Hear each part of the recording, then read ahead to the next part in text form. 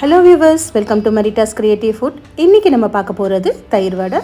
வாங்க எப்படி பண்ணுறதுன்னு பார்க்கலாம். கெட்டியான தயிர் எடுத்துக்கலாம்.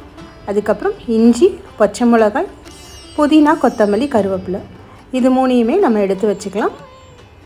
அதுக்கப்புறம் ஒரு பாத்திரத்தில் ஒரு 1/4 டீஸ்பூன் உப்பு போட்டுட்டு அதோட ஒரு குழிக்கரண்டி அளவு தயிரை ஊற்றிட்டு 1 டம்ளர் தண்ணி எடுத்துகிட்டு அதில் ஒரு 1/4 டம்ளர் தண்ணியை மட்டும் இதில் ஊற்றி நல்லா மிக்ஸ் பண்ணுவோம். மீதி இருக்க தண்ணியை நம்ம யூஸ் பண்ண போகிறோம். ஃபஸ்ட்டு இந்த உப்போடு நல்லா கரைச்சிட்டு தயிர் கொஞ்சம் கெட்டி இல்லாமல் கரைச்சிட்டு தண்ணியாக கரைச்சி வச்சுருவோம். மீதி இருக்க தண்ணியை நான் ஊற்றியாச்சு. அதுக்கப்புறம் நம்ம சுட்டு வச்சுருக்க வடையை இதில் இந்த மாதிரி ஃப்ளாட்டாக இருக்கிற மாதிரி போட்டுக்கலாம். ஒரு 4 வடையை ஊற வச்சுட்டு அதுக்கப்புறமா அதை தலைகீழாக திருப்பிக்கலாம். அதுக்கு மேலே இன்னொரு 4 வடை நம்ம வச்சுக்கலாம். இந்த தண்ணியில் கொஞ்சம் நேரம் ஊறினா போதும். ஒரு 10 நிமிஷம் ஊறிடுச்சுன்னா அடுத்த 4 வடையை வச்சுட்டு இதை மேலே வச்சிங்கனாலே உங்களுக்கு தண்ணியெல்லாம் கீழே வந்துடும். மேலே இருக்க வடை ஊறின அளவுக்கு அடியில் இருக்க வடையும் தண்ணியில் கொஞ்சம் ஊறிடும். அதுக்கப்புறம் நம்ம வச்சுருக்கோம் இல்லையா, ஒரு பச்சை மிளகாய், நான் கொஞ்சம் இஞ்சி அதிகமாக வச்சுருக்கேன், உங்களுக்கு தேவைக்கேற்ற அளவுக்கு எடுத்துக்கோங்க. புதினா, கொத்தமல்லி, கருவேப்பிலை இது எல்லாத்தையும் அரைச்சிட்டு அந்த வடை மேலே நம்ம போடலாம். இப்போ நம்ம மேலே தண்ணி ஊற்றுறப்ப இது நல்லா ஸ்ப்ரெட் ஆயிரும். நமக்கு தேவைப்பட்டால் அப்பப்போ அந்த வடையை திருப்பிக்கலாம். நான் ஜஸ்ட்டு கரண்டியை வச்சு உங்களுக்கு ஸ்ப்ரெட் பண்ணுறேன். நல்ல கெட்டியான தயிரை அது மேலே நான் ஊற்றிடுறேன்.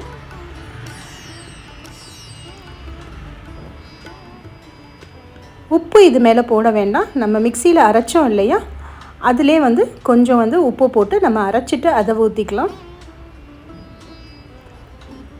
இப்போ இந்த கீழே இருக்க வடையும் நல்லா ஊறிடும். ஒரு 10 நிமிஷம் வச்சாலே நல்லா ஊறிடும்.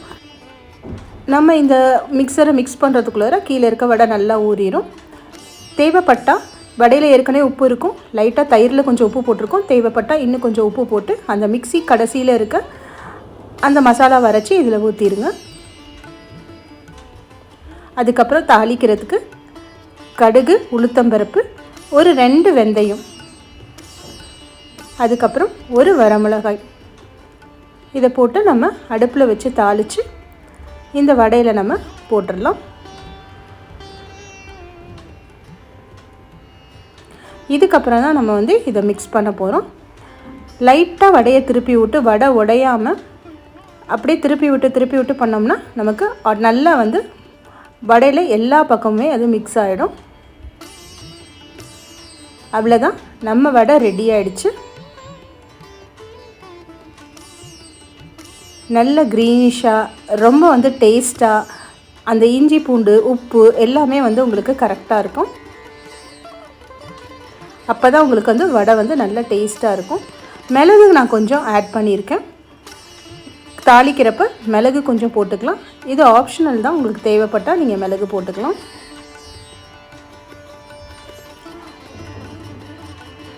இல்லை உங்களுக்கு காரமாக வேணும் அப்படின்னா இது மாதிரி மிளகை கொஞ்சம் மேலவும் தூவிக்கலாம்.